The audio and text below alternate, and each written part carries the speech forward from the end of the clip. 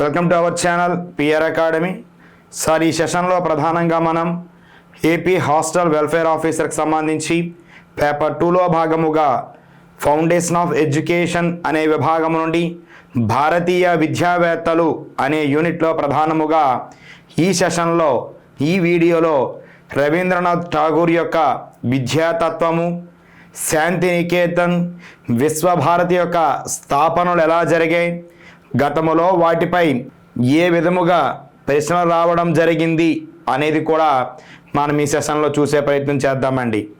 Sir, కంటెంట్లోకి వెళ్ళే ముందు మన పిఆర్ అకాడమీ అతి త్వరలో హాస్టల్ వెల్ఫేర్ ఆఫీసర్కి సంబంధించి లైవ్ సెషన్స్ నిర్వహించడానికి రెడీ అవుతుంది సార్.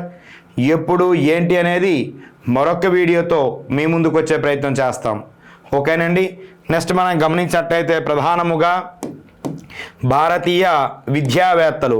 సార్, మన సిలబస్లో భారతీయ విద్యావేత్తలు అనే యూనిట్ నుండి ప్రధానముగా మోహన్ దాస్ కరమ్చంద్ గాంధీ, రవీంద్రనాథ్ ఠాగూర్, జిడ్డు కృష్ణమూర్తి, అరబిందో ఘోష్, స్వామి వివేకానంద అనే పేర్లు ఇవ్వడం జరిగింది సార్ ప్రధానముగా.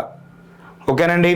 ఇంతకుముందు వీడియోలో మోహన్ దాస్ కరమ్చంద్ గాంధీ యొక్క జీవిత తత్వము, విద్యాతత్వము, విద్యా లక్ష్యాలు, ముఖ్యంగా బేసిక్ ఎడ్యుకేషన్ గురించి మనం చూడడం జరిగింది. ఈ వీడియోలో రవీంద్రనాథ్ ఠాగూర్ యొక్క జీవిత తత్వము, అతని యొక్క విద్యా లక్ష్యాలు అనేది చూసే ప్రయత్నం చేద్దామండి. సరే, ప్రధానంగా మనం గమనించినట్లయితే రవీంద్రనాథ్ ఠాగూర్ సార్, ఇతడు ఏ రాష్ట్రానికి చెందిన వ్యక్తి అంటే పశ్చిమ బెంగాల్ ప్రాంతానికి చెందిన వ్యక్తి అండి. 1861 మే 7వ తారీఖున దేవేంద్రనాథ్ ఠాగూర్ మరియు శారదా దేవుల యొక్క సంతానం అండి. దేవేంద్రనాథ్ ఠాగూర్ అదే విధముగా శారదా దేవుల యొక్క సంతానము ఎవరు అంటే మన యొక్క రవీంద్రనాథ్ ఠాగూర్. సో ఇతడు ఎప్పుడు చనిపోవడం జరిగింది సార్ అంటే 1941 ఆగస్టు 7వ తారీఖున ఇతను మరణించడం జరిగింది సార్ రవీంద్రనాథ్ ఠాగూర్. సార్, రవీంద్రనాథ్ ఠాగూర్ ఒక విద్యావేత్త, స్వతంత్ర ఉద్యమములో క్రియాశీలక పాత్ర పోషించిన వ్యక్తి. ప్రధానముగా ఇతను కవి, రచయిత, నవలాకారుడండి. సో ఇతను రచించినటువంటి గీతాంజలి అనే నవల ప్రధానముగా అంతర్జాతీయ స్థాయిలో పేరు తేవడం జరిగినది. ఈ గ్రంథానికి 1913వ సంవత్సరంలో అత్యున్నతమైనటువంటి పురస్కారమైనటువంటి నోబుల్ అనేది రావడము జరిగినది అండి. సో దీని ఫలితముగా 1915వ సంవత్సరములో బ్రిటిష్ ప్రభుత్వం నైట్హుడ్ అనే బిరుదుతో సత్కరించడము జరిగినది. కానీ 1919 ఏప్రిల్ 13వ తారీఖున జరిగిన భారతదేశంలో ప్రధాన సంఘటన ఏమిటి అంటే జలియన్ వాలాబాగ్ సంఘటన. ఈ జలియన్ వాలాబాగ్ సంఘటనను నిరసిస్తూ బ్రిటిష్ ప్రభుత్వం ఇచ్చినటువంటి నైట్హుడ్ బిరుదుని తిరస్కరించిన ప్రముఖ వ్యక్తి ఎవరంటే రవీంద్రనాథ్ ఠాగూర్ అండి. సో మరి ఇటువంటి రవీంద్రనాథ్ ఠాగూర్ యొక్క ప్రధానంగా మనం గమనిస్తే ఇతను 2 దేశాలకు జాతీయ గీతాలు రచించినటువంటి కవి అండి. ఎవరు? మన యొక్క రవీంద్రనాథుడు. మరి ఇక్కడ మనం గమనిస్తే 1 జన గణ మన, ఏదండి జన గణ మన అనేది రచించడం జరిగినది. 2 అమర్ సోనార్ బంగ్లా, అమర్ సోనార్ బంగ్లా, ఇది బంగ్లాదేశ్ యొక్క జాతీయ గీతము, ఇది భారతదేశం యొక్క జాతీయ గీతము. రెండింటిని కూడా ఎవరు రచించారంటే మన రవీంద్రనాథ్ ఠాగూర్. ఇతని యొక్క ప్రముఖ రచనలు మనం గమనిస్తే 1 గీతాంజలి, అదే విధముగా పోస్ట్ మ్యాన్, అదే విధముగా గోరా, అదే విధముగా డాక్ ఘర్ అనేవి ఎవరి యొక్క రచనలు అంటే రవీంద్రుడి యొక్క ప్రధానమైనటువంటి కొన్ని రచనలు అండి. Okay sir. మరి ఇతని యొక్క జీవిత తత్వం ఏమిటి, ఇతని యొక్క జీవిత తత్వం ఏమిటి అన్నప్పుడు సార్ ఇతడు ప్రధానముగా ప్రాకృతికవాది అండి. అంటే సో ప్రకృతిని ఎక్కువగా నమ్మేవాది. ఇతను భౌతిక ప్రపంచాన్ని ఎన్ని విభాలుగా విభజించాడు అంటే 2 రకాలుగా విభజించాడు. ఒకటి ఏమిటి సార్ అంటే ఒకటి ప్రధానముగా నిర్జీవ ప్రపంచము, 2 మానవేతర ప్రపంచము అనేవి చెప్తూ ఉన్నాడు సార్. నిర్జీవ ప్రపంచం అంటే ఏమిటంటే ప్రధానముగా ఏవైతే ఆకాశము, వాయువు అటువంటి మూలకాలతో ఉన్నటువంటి పదార్థం అండి. మరి మానవేతర అంటే మానవులు లేనటువంటిది, అంటే మన చుట్టూ ఉన్నటువంటి మొక్కలు, జంతువులు మొదలగునవన్నీ కూడా ఏ ప్రపంచంలోకి వస్తాయంటే మానవేతర ప్రపంచంలోకి వస్తాయి. సార్ ఇతడు ప్రధానముగా వ్యక్తివాదాన్ని ఎక్కువగా నమ్మడము జరిగినదండి. ఎవరు? రవీంద్రనాథ్ ఠాగూర్ అనే వ్యక్తి. సో ప్రాకృతికవాది భౌతిక ప్రపంచాన్ని 2 రకాలుగా విభజించాడు. వ్యక్తివాదాన్ని అదే విధముగా భావవాదాన్ని ఎక్కువగా నమ్మినటువంటి వ్యక్తి ఎవరంటే మన యొక్క రవీంద్రనాథ్ ఠాగూర్. సో ఇక్కడ ప్రధానముగా గమనిస్తే భావవాదము దేనికి ప్రాధాన్యత ఇస్తుంది అంటే ఆధ్యాత్మికతకు, సర్వ స్వతంత్రమైన శాశ్వతమైన విలువలకు ప్రాధాన్యత ఇచ్చే వాదము ఏది అంటే భావవాదము. ఎక్కువగా ప్రకృతిని నమ్మాడు, తర్వాత ఎక్కువగా భావవాదాన్ని కూడా నమ్మడం జరిగింది. మరి ఇతడు విద్యా తత్వమునకు, విద్యా నిర్మాణానికి ప్రధానంగా ఏం చెప్తున్నాడు సార్ అంటే విద్య అనేది ఆత్మ సాక్షాత్కారానికి, విద్య అనేది ఆత్మ సాక్షాత్కారానికి ఉపయోగపడే విధముగా, శీల నిర్మాణ అభివృద్ధికి ఉపయోగపడే విధముగా, ఉన్నత పౌరులుగా లేదా ఆదర్శ పౌరులుగా తయారు చేసేందుకు విద్య అనేది ఉండాలి అంటున్నాడండి. సో ఆత్మ సాక్షాత్కారానికి, శీల నిర్మాణానికి, ఉన్నత లేదా ఆదర్శ పౌరుల్ని తయారు చేసే విధముగా ఇంకా ఎలా విద్య అనేది ఉపయోగకారిగా ఉండాలి అంటే ప్రధానముగా విద్య వలన సాంఘికీకరణ అనేది అభివృద్ధి చెందాలి. సాంఘికీకరణలో కళల యొక్క పాత్ర ఉండాలి అంటున్నాడండి. కళలు ప్రధానముగా గమనిస్తే సంగీతము, కళలు, సంగీతము. అదే విధముగా విద్య అనేది ఎక్కువగా ఏ రూపంలో ఉండాలి సార్ అంటే పిల్లవాని యొక్క స్వయం అభివృద్ధికి, పిల్లవాని యొక్క స్వయం సాధనకు అనుకూలముగా విద్య అనేది ఉండాలి అంటున్నాడండి. మరి ఇతని అభిప్రాయములో ప్రధానముగా పాఠ్య ప్రణాళికను మనం పరిశీలించినట్లయితే సో పాఠ్య ప్రణాళికలో విద్యా అంశాలన్నీ కూడా దేనికి ప్రాధాన్యత ఇవ్వడము జరిగినది అంటే అనుభవాలు ఆధారముగా విద్యకు, అంటే సో ఎక్స్పీరియన్స్ త్రూ పిల్లవాడు ఏమిటి అనేది తనకు తానుగా తెలుసుకునే విధముగా ఉండే విధముగా అంటున్నాడు సార్. అనుభవాలు ఆధారముగా విద్య అనేది ఉండాలి అంటున్నాడు. మరి ఇక్కడ బోధనలో, బోధన అన్నప్పుడు ఎవరెవరు పాల్గొంటున్నారు? ఉపాధ్యాయుడు, విద్యార్థి. మరి బోధనలో రవీంద్రనాథ్ ఠాగూర్ ఎవరికి ప్రాధాన్యత ఇవ్వడము జరిగినది అంటే విద్యార్థికి ప్రాధాన్యత ఇవ్వడము జరిగినదండి. ఒక బృందావనములో ఉన్నటువంటి మొక్కలు ఏవైతే ఉన్నాయో ఆ మొక్కలు అనేవి విద్యార్థులు అని, ఆ బృందావనాన్ని రక్షించే తోటమాలే ఉపాధ్యాయుడు అని చెప్తున్నాడండి. సో తోటమాలి యొక్క సంరక్షణ ఎంత చక్కగా ఉంటే తోట బృందావనం మీద అంత అభివృద్ధిలోకి వస్తుంది. ఉపాధ్యాయుని యొక్క సంరక్షణ అనేది చక్కగా ఉన్నట్లయితే విద్యార్థులు సృజనాత్మకముగా అభివృద్ధి చెందగలరు అని ఎవరు నమ్ముతున్నారంటే రవీంద్రనాథ్ ఠాగూర్ అండి. ఇతని అభిప్రాయములో ఎవరికి ప్రాధాన్యత ఇవ్వడము జరిగినది అంటే విద్యార్థికి ప్రాధాన్యత ఇవ్వడము జరిగినది. ఇక్కడ ఉపాధ్యాయుడు కేవలము మార్గదర్శి పాత్రను మాత్రమే పోషించడం జరుగుతుంది. మరి బోధనా పద్ధతులు అన్నప్పుడు సార్ ఎక్కువగా ఇతడు ఏమంటున్నాడంటే విహారయాత్రలకు తీసుకువెళ్ళాలంటున్నాడండి. ఇంకా ఏమంటున్నాడు? ప్రాజెక్టుల ద్వారా విద్యా బోధన జరపాలి అంటున్నాడండి. విద్యను ఎల్లప్పుడూ కూడా నడుస్తూ బోధించాలి అంటున్నాడండి. ఎవరు? రవీంద్రుడు అనేవాడు. Okay sir. విహారయాత్రలు, ప్రాజెక్టులు, ప్రత్యక్ష అనుభవాల ద్వారా విద్య విద్యా బోధన జరగాలి అని ఎవరి యొక్క అభిప్రాయం అంటే మన యొక్క రవీంద్రనాథ్ ఠాగూర్ యొక్క అభిప్రాయం అండి. సో మరి క్రమశిక్షణ విషయానికి వచ్చినట్లయితే ఇక్కడ పిల్లవాడు తన స్వీయ క్రమశిక్షణని పిల్లవాడే అభివృద్ధి చేసుకోవాలి. అంటే ఒకసారి తప్పు చేయాలి, ఆ తప్పు మరి జీవితంలో ఎప్పుడు చేయకూడదు అని ఎవరు నమ్ముతున్నారంటే రవీంద్రుడు. అంటే ఒకసారి అనుభవం జరిగింది, అనుభవం ద్వారా ప్రతి వ్యక్తి కూడా ఒక పాఠాన్ని నేర్చుకోవాలని మనకి ఎవరు చెప్తున్నారంటే రవీంద్రనాథ్ ఠాగూర్ ప్రధానంగా చెప్పడం జరుగుతూ ఉందండి. మరి ఇటువంటి వ్యక్తి తన జీవితంలో ప్రధానముగా చేసినటువంటి సంఘటనలు ఏమిటి అంటే 1901వ సంవత్సరములో, అంటే ఇంతగా పూర్వం కలకత్తా నగరానికి బోలాపూర్ అనే ప్రాంతములో ఒక ఆశ్రమం ఉండేది.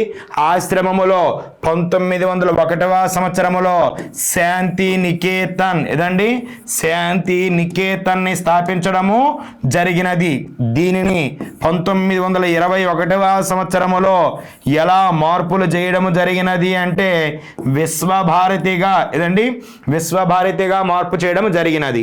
సరే, శాంతి నికేతన్ అనేది నిర్దిష్టముగా పిల్లవానికి విద్యతో పాటుగా తన యొక్క సంస్కృతి అభిరుచులని ప్రధానముగా ఆధ్యాత్మికతను పరిచయం చేయాలని వాదముతో వచ్చినదే శాంతినికేతన్.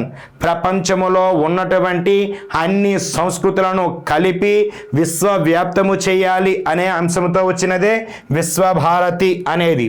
సో విశ్వభారతి అనేది ప్రస్తుతం విశ్వవిద్యాలయముగా రావడము జరిగినది. శాంతినికేతనే ప్రస్తుతం ఏ పేరుతో పిలుస్తున్నామంటే విశ్వభారతిగా పిలుస్తూ ఉన్నామండి. ఈ విశ్వభారతిలో ప్రధానముగా ఎన్ని విభాగాలకు ప్రాధాన్యత ఇవ్వడము జరిగినది అంటే 10 విభాగాలకు పైగా అండి. ఓకేనండి. మరి ఇటువంటి అంశంపై గతములో ఎటువంటి ప్రశ్నలు రావడం జరిగింది అనేది చూసే ప్రయత్నం చేద్దాం సార్. మనం ప్రధానంగా గమనించినట్లయితే ఏపీ హాస్టల్ వెల్ఫేర్ ఆఫీసర్ 26-27కి సంబంధించి మన పిఆర్ అకాడమీ కేవలం 1 ఇయర్ వ్యాలిడిటీకి 1999కే ఆఫర్ చేస్తుందండి. పేపర్ 1 అండ్ పేపర్ 2 రెండు పేపర్లు కూడా కేవలం 1999కే 1 ఇయర్ వ్యాలిడిటీతో. సో ఇక్కడ ప్రధాన అంశం ఏమిటి అంటే మన యొక్క ఈ కోర్సులో 75,000 బిట్స్ అనేవి మీకు అందుబాటులో ఉన్నాయి సార్. ఎందుకంటే టాపిక్ వైజ్ బిట్స్ ఇక్కడ అందిస్తూ ఉన్నాం, మెటీరియల్ కూడా మనం అందిస్తూ ఉన్నాం సార్. పీడిఎఫ్ రూపంలో మన యాప్లో ఉంటుంది, ఏ క్లాస్ కా క్లాసు, లేటెస్ట్ డిజిటల్ క్లాస్ అండి.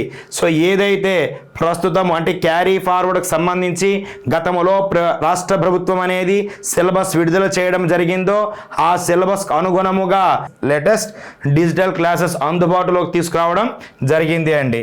సో చూద్దాం. నెక్స్ట్ మనం బిట్లు పరిశీలించినట్లయితే ప్రధానముగా రవీంద్రనాథ్ ఠాగూర్ యొక్క విద్యాతత్వం దేనిని వ్యతిరేకించింది అంటున్నాడండి. సో ఈ ఒక 4 ఆప్షన్స్ ఇచ్చాడు. ఈ 4 ఆప్షన్స్లో రవీంద్రనాథ్ ఠాగూర్ అనే వ్యక్తి ఏ విద్యాతత్వాన్ని ఏ అంశాన్ని వ్యతిరేకించాడు అంటున్నాడు. 1 ప్రకృతిక విద్య, 2 స్వేచ్ఛ, 3 యాంత్రిక విద్య, 4 కళలు. ఈ 4గింటిలో ఒక అంశాన్ని రవీంద్రనాథ్ ఠాగూర్ చెప్పలేదు. సో చెప్పినవి ఏమిటి అంటే ప్రకృతి విద్య గురించి చెప్పడం జరిగింది, స్వేచ్ఛ గురించి చెప్పడం జరిగింది, కళల గురించి చెప్పడం జరిగింది. మిషన్ల వలె యంత్రాల వలె 4 గోడల మధ్య విద్యార్థి ఉపాధ్యాయ సంబంధాలు మెరుగుపడాలి అని ఏనాడు కూడా రవీంద్రనాథ్ ఠాగూర్ చెప్పలేదండి.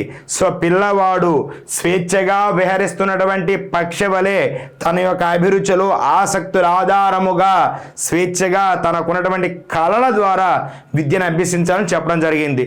సో ఇక్కడ ఏ విధానాన్ని వద్దన్నాడు? యాంత్రిక విద్యను, అంటే 1C అండి.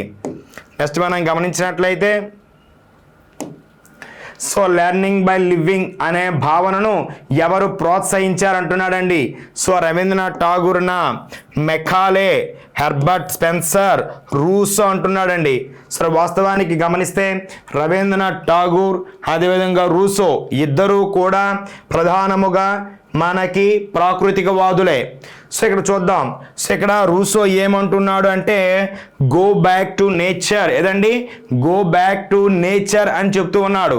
మనకేం అడిగాడు, లెర్నింగ్ బై లివింగ్ అంటున్నాడండి. సో లెర్నింగ్ బై లివింగ్ అని ఎవరు చెప్తున్నారంటే రవీంద్రనాథ్ ఠాగూర్ అనే వ్యక్తి చెప్తున్నాడు. సో మెకాలే విద్యా విధానానికి సంబంధించిన వాడు. హెర్బర్ట్ ఇతను ప్రధానముగా మనం గమనించినట్లయితే అస్తిత్వవాదములో ఇటువంటి విధానాలు ఉంటాయో చెప్తాడండి. మనకు నెక్స్ట్ కాన్సెప్ట్లో వస్తుంది ఇది. సో ఇక్కడ ఆన్సర్ ఏమవుతుందంటే ఏ అండి, 2A. నెక్స్ట్ మనం గమనించినట్లయితే సార్ ప్రకటనల రూపంలో ఇచ్చాడండి. ప్రకటన ఏమంటున్నాడంటే రవీంద్రుడు యాంత్రిక విద్యను వ్యతిరేకించాడు అంటున్నాడండి. సో కారణం యాంత్రిక విద్య సృజనాత్మకతను తగ్గిస్తుంది అంటున్నాడండి. సో ముందు ప్రకటన సరిపోయింది లేదా చూద్దాం. రవీంద్రుడు యాంత్రిక విద్యను వ్యతిరేకించాడు, అవునా కాదా? వద్దు అంటున్నాడు కదా సార్. యాంత్రిక విద్య వద్దు అన్నాడు, వ్యతిరేకించాడు. ఎందుకు వద్దన్నాడు? యాంత్రిక విద్య అనేది సృజనాత్మకతను తగ్గిస్తుంది అంటున్నాడు. ఓకేనండి. సో ఇక్కడ ఆప్షన్ ఏ రైట్ అండి. ఏ సరైనవి అనేవి 3 ఆప్షన్లు ఉన్నాయి. సో డి ఆప్షన్ కాదు. సేమ్ బి కూడా సరైనదేనండి. ఎందుకంటే యాంత్రిక విద్య అనేది సృజనాత్మకతను తగ్గిస్తుంది. సో ఇక్కడ మనకేమంటున్నాడు, బి తప్పు.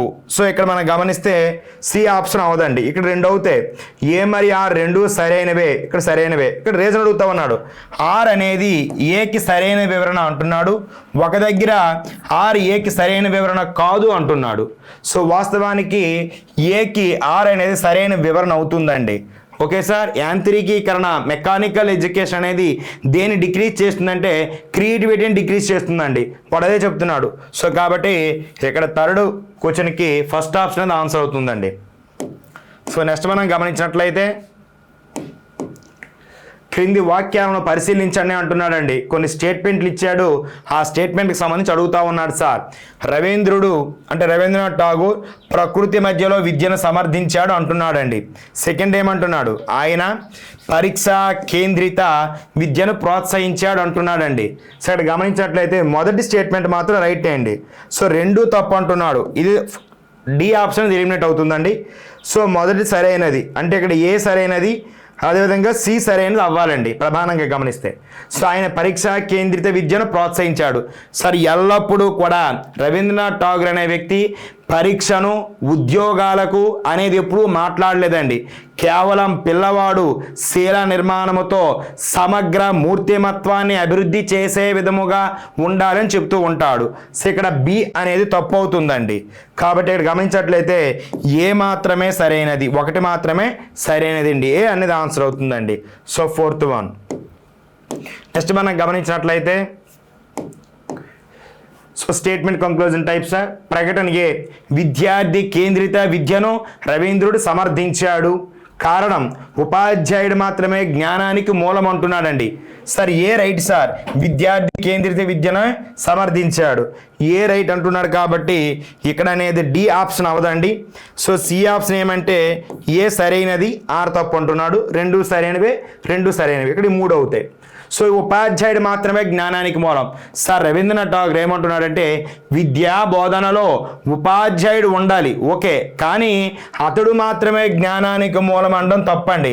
సో రవీంద్రుడి ప్రకారం ప్రతిదీ కూడా ప్రకృతి నుండి నేర్చుకోవడం జరుగుతుంది. సో అంటే ఇక్కడ ఉపాధ్యాయుడు లేకపోయినా ప్రకృతి ఉన్నట్లయితే మనం తప్పకుండా జ్ఞానార్జన చేయడానికి వీలవుతుంది అనేది ఎవరి యొక్క వాదన అంటే రవీంద్రనాథ్ ఠాగూర్ యొక్క వాదన అండి. Okay sir. కాబట్టి ఆర్ తప్పండి. ఇక్కడ ఆర్ తప్పని ఏ ఆప్షన్లో ఉంది, సి ఆప్షన్లో మాత్రమే ఉంది. ఏ సరైనది, ఆర్ తప్పు. సో ఇక్కడ ఆప్షన్ ఏమవుతుందంటే 5th వన్ సి అండి. 5th one C. Okay sir. Sir మనం ప్రధానంగా గమనించినట్లయితే ఈ సెషన్లో ఈ వీడియోలో మనం రవీంద్రుని యొక్క విద్యాతత్వము, అదే విధముగా గతంలో ఎటువంటి ప్రశ్నలు రావడం జరిగింది అనేది చూడడం జరిగింది సార్. మరిన్ని వీడియోస్ కోసం మన పిఆర్ అకాడమీ ఛానల్ ఫాలో అవ్వండి. Okay sir. Thank you one and all.